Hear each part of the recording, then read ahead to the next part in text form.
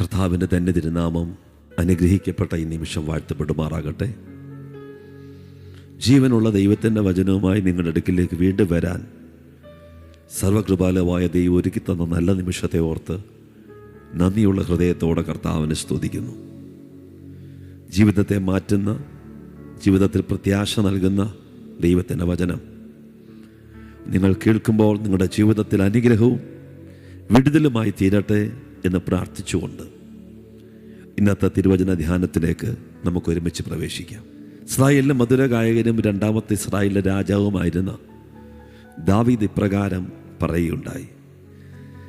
താൻ എഴുതിയ സങ്കീർത്തനങ്ങളിൽ 37 സങ്കീർത്തനത്തിൻ്റെ 1 വാക്യം, ദുഷ്പ്രവൃത്തിക്കാരുടെ നിമിത്തം നീ മുഷിയരുത്, നീതികേട് പ്രവർത്തിക്കുന്നവരോട് അസൂയപ്പെടുകയും അരുത്.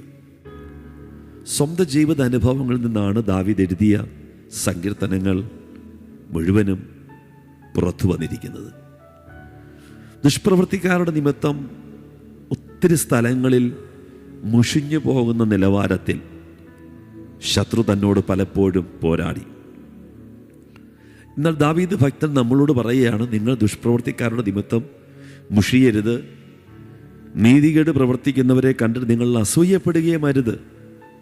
അതേ പ്രിയപ്പെട്ടവരെ, ഈ സന്ദേശം ദുഷ്പ്രവൃത്തിക്കാരുടെ നിമിത്തം മുഷിഞ്ഞു പോകുന്ന അനേക വാഴ്ത്തത്ത തലമുറകളുടെ ജീവിതത്തിൽ ഒരു വിടുതലായിത്തീരും.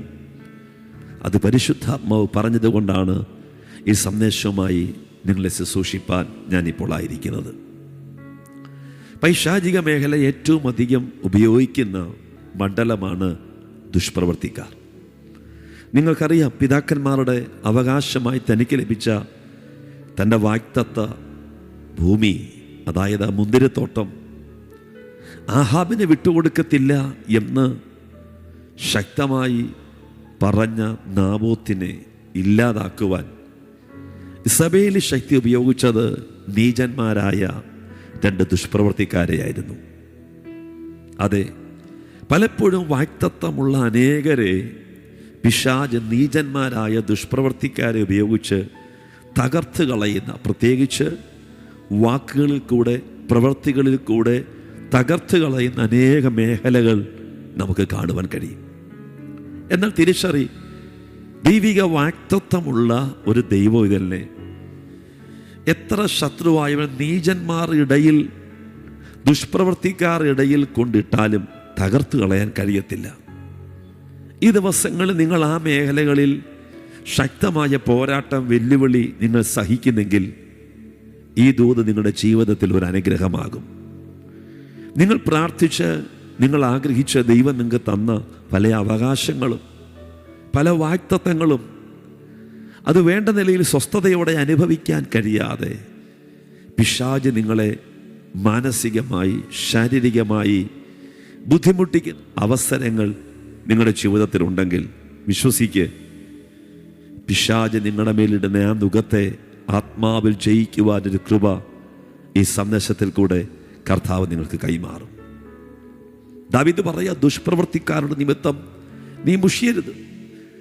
നമുക്കറിയാം, നമ്മുടെ യേശു കർത്താവ് ഈ ഭൂമിയിലേക്ക് കടന്നു വരുമ്പോൾ പാപമൊഴികെ സകലത്തിനും നമുക്ക് തുല്യനായി, വേഷത്തിൽ മനുഷ്യനായി 3.5 വർഷം അത്ഭുതങ്ങളാലും അടയാളങ്ങളാലും വിവിധ വീര്യപ്രവൃത്തികളാലും നമ്മോട് കൂടെ ആയിരുന്നു നമ്മുടെ കർത്താവ്. പാപമില്ലാത്തവനെ, കുറ്റം ചെയ്യാത്തവനെ, കോടതികൾ മാറി മാറി വിസ്തരിച്ചിട്ടും യാതൊരു കുറ്റവും കണ്ടെത്തുവാൻ കഴിയാത്തവനെ നീചന്മാരുടെ കൂട്ടത്തിൽ എണ്ണുവാനായി അവർ ക്രൂശിപ്പാനായി ഏൽപ്പിച്ചു. പിലാത്തോസ് പറയുന്നത്, ആരവാരം അധികമാകുന്നതല്ലാതെ ഒന്നും സംഭവിക്കുന്നില്ല. അപ്പോൾ ദുഷ്പ്രവൃത്തിക്കാരായ 2 പേരോടുകൂടെ ക്രൂശിക്കുവാൻ യേശു കർത്താവിനെ വിട്ടുകൊടുക്കുമ്പോൾ നീചന്മാരും ആ കാലത്ത് ദുഷ്പ്രവൃത്തിക്കാരുമായി കൊള്ളയും പിടിച്ചു പറയും, സമൂഹം ഒരിക്കലും ആഗ്രഹിക്കാത്ത നിലവാരത്തിൽ മ്ലേച്ഛമായ ജീവിത സ്റ്റൈലിൽ മുന്നോട്ട് പോയ 2 വ്യക്തികളുടെ നടുവിൽ അവർ യേശു കർത്താവിനെ ക്രൂശിക്കുകയാണ്.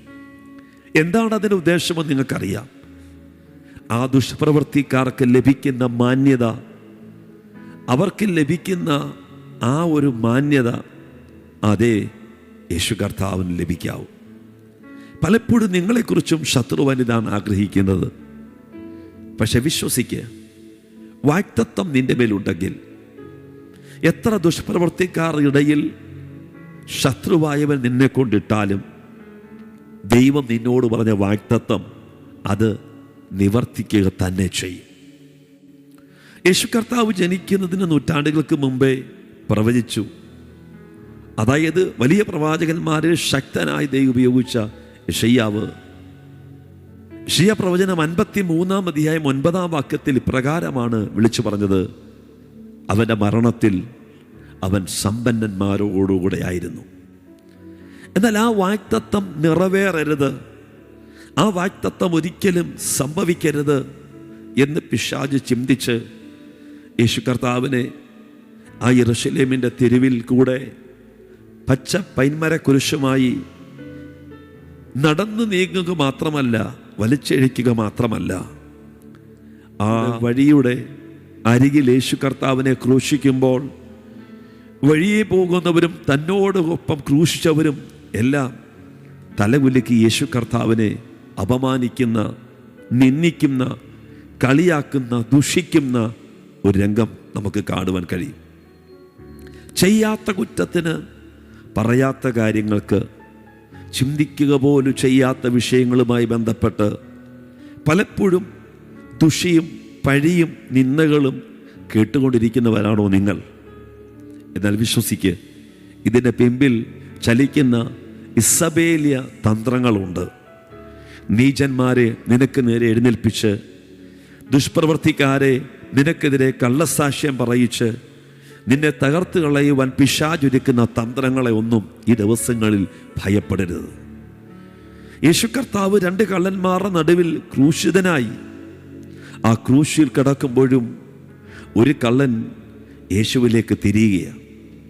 ആ കള്ളൻ പറഞ്ഞത്, മറ്റേ കള്ളൻ യേശുവിനെ നിന്ദിക്കുന്നത് കണ്ടിട്ട് അവൻ പറയുക, സമശിക്ഷാവിധിയിലായിട്ടും നീ ദൈവത്തെ ഭയപ്പെടുന്നില്ലേ? യേശുവേ, നീ രാജ്യത്വം പ്രാപിച്ചു വരുമ്പോൾ എന്നെയും ഓർക്കണം. അതെ, ഈ ദിവസങ്ങളിൽ നിന്നെ നിന്ദിക്കുവാനായി നിന്നെ ആക്കിയ ചില ദുഷ്പ്രവർത്തിക്കാർ ഇടയിലായിരിക്കാം. എന്നാൽ അവർ പോലും തിരിച്ചറിയും നീ ആരാണ്. പൗലോസിനോടുകൂടെ യാത്ര ചെയ്ത ശതാധിപന്മാർ പൗലോസ് ആരെന്ന് തിരിച്ചറിഞ്ഞതുപോലെ നിങ്ങളുടെ മേൽ ദിവസങ്ങളിൽ ദൈവം വെച്ചിരിക്കുന്ന ദൈവിക വാഗ്ദത്തം എന്തെന്ന് ദുഷ്പ്രവർത്തിക്കാരായ വ്യക്തികൾ പോലും തിരിച്ചറിയുന്ന നിലവാരത്തിൽ നിങ്ങളുടെ അഭിഷേകം ഈ ദിവസങ്ങളിൽ ചലിക്കും. അതേ പ്രിയപ്പെട്ടവരെ, ആ ദുഷ്പ്രവർത്തിക്കാരുടെ ഇടയിൽ എൻ്റെ യേശു കർത്താവ് ആയിരിക്കുമ്പോഴും പിതാവായ ദൈവം പുത്രൻ്റെ ജനനത്തിന് മുമ്പേ അരുളി ചെയ്ത 2 പ്രവചനങ്ങൾ അവിടെ നിവർത്തിയാകിയ. ഒന്ന്, ആ ശബത്തിൽ, ശബത്ത് ആരംഭിക്കുന്നതിന് മുമ്പേ ക്രൂശിൽ നിന്ന് ശവശരീരങ്ങൾ ഇറക്കണമെന്ന് യഹൂദന്മാർ ആഗ്രഹിച്ചു. അവർ ക്രൂശിൻ്റെ അരികിലേക്ക് വരുമ്പോൾ ഇതാ ആ കള്ളന്മാർ 2 പേരെയും കാലുകൾ അവരൊടിക്കുകയാണ്. എന്നാൽ യേശുവിൻ്റെ അടുക്കലേക്ക് വരുമ്പോൾ യേശു മരിച്ചിരുന്നത് കൊണ്ട് അവൻ്റെ കാലുകൾ ഒടിച്ചില്ല. വിശുദ്ധ ബൈബിൾ വളരെ വ്യക്തമായി യോഹന്നാന്റെ സുവിശേഷത്തിൽ ആ ഭാഗം നമ്മൾ ഇപ്രകാരമാണ് കാണിക്കുന്നത്: ഒന്ന്, അവൻ്റെ അസ്ഥികളൊന്നും ഒടിഞ്ഞുപോയില്ല. ദുഷ്പ്രവർത്തിക്കാരായ 2 പേരുടെ കാലുകൾ ഒടിക്കുമ്പോഴും എൻ്റെ യേശു കർത്താവിൻ്റെ കാൽ ഒടിച്ചില്ല. കാരണം അവനോടുള്ള പ്രവചനദൂത് അവൻ്റെ അസ്ഥികളിലൊന്നും ഒടിഞ്ഞുപോയില്ല. 2, അതിലിതാ ഒരു പടയാളി യേശു കർത്താവിൻ്റെ വിലാപ്പുറത്തേക്ക് കുത്തുകയാണ്. 2ാമത്തെ പ്രവചനം യോഹന്നാൻ സുവിശേഷം 19 അധ്യായം 37 വാക്യം: അവർ കുത്തിയവെങ്കിലേക്ക് നോക്കും. ഈ 2 പ്രവചനങ്ങളും നിവർത്തിയാകുന്നത് യേശു കർത്താവ് ദുഷ്പ്രവർത്തിക്കാരായ 2 കള്ളന്മാരുടെ നടുവിലായിരിക്കുമ്പോഴാണ്. എന്തിനാണ് പ്രിയപ്പെട്ടവർ ഇത്ര നീചമായി എൻ്റെ യേശുവിനോട് അവർ ചെയ്തത്? അതെ, വാഗ്ദത്തം നടക്കരുത്, നിറവരുത്. നിന്നോട്, നിന്റെ തലമുറയോട് ഈ ദിവസങ്ങളിൽ ദൈവം പറഞ്ഞ വാഗ്ദത്തം നടക്കരുത് എന്ന് ചിന്തിച്ച് ശത്രുവായവൻ പല നിലവാരങ്ങളിൽ നിങ്ങളോട് പോരാടും. എന്നാൽ ഈ നിമിഷം നിങ്ങൾ ഈ സന്ദേശം കേൾക്കുമ്പോൾ വിശ്വസിക്ക്, ദുഷ്പ്രവർത്തിക്കാരുടെ നിമിത്തം നിങ്ങൾ മുഷിയരുത്. യെശയ്യാവ് പറഞ്ഞു 53:9, അവൻ്റെ മരണത്തിൽ അവൻ സമ്പന്നന്മാരോട് കൂടെ ആയിരുന്നു. അതെ, സമ്പന്നന്മാരോട് കൂടെ തന്നെ ആയിരുന്നു. ക്രൂശിൽ നിറക്കിയ ശവശരീരം ചോദിക്കുവാൻ അരിമത്ഥയിലെ ശ്രേഷ്ഠ മന്ത്രിയായ യോസഫ് തന്നെ കടന്നു വന്നു. ദൈവത്തിൻ്റെ വാഗ്ദത്തങ്ങൾ മാറത്തില്ല. ദൈവം ചെയ്ത വാഗ്ദത്തങ്ങൾ മാറത്തില്ല. വിശ്വസിക്ക്.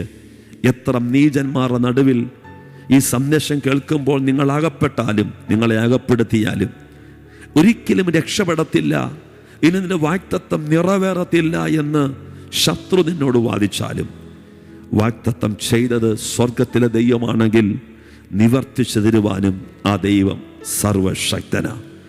അരിമത്ഥയിലെ യോസഫും യേശുവിൻ്റെ അടുക്കൽ പ്രാരംഭ രാത്രിയിൽ കടന്നു വന്ന നിക്കോദിമോസും ഇതാ സുഗന്ധവർഗവുമായി കടന്നു വന്ന യേശുവിൻ്റെ ശവശരീരം യോസഫ് തനിക്ക് വേണ്ടി വെട്ടിയ തൻ്റെ തോട്ടത്തിലെ പുതിയ കല്ലറയിൽ വയ്ക്കുകയാണ്. വിശ്വസിക്ക്. ദുഷ്പ്രവർത്തിക്കാരുടെ നിമിത്തം നീ മുഷിഞ്ഞു പോകാതിരിക്കണം. നീതികേട് പ്രവർത്തിക്കുന്നവരോട് അസൂയപ്പെടാതിരിക്കണം. എന്തിനെന്ന് ചോദിച്ചാൽ, നിന്റെ മേലൊരു വാഗ്ദത്തമുണ്ട്. നിന്നെക്കുറിച്ച് ദൈവത്തിനൊരു പദ്ധതിയുണ്ട്. ഏതൊക്കെ ശക്തികൾ എവിടൊക്കെ നിന്നെ തകർക്കുമെന്ന് വാദിച്ചാലും കുഞ്ഞേ, നിന്നെ തകർക്കുവാൻ ദൈവം അനുവദിക്കത്തില്ല. എഫേസ്യ ലേഖനത്തിൽ വിശുദ്ധ പൗലോസ് വിളിച്ചു പറഞ്ഞു, അങ്ങനെ അവൻ ക്രിസ്തുവിലും വ്യാപരിച്ചു.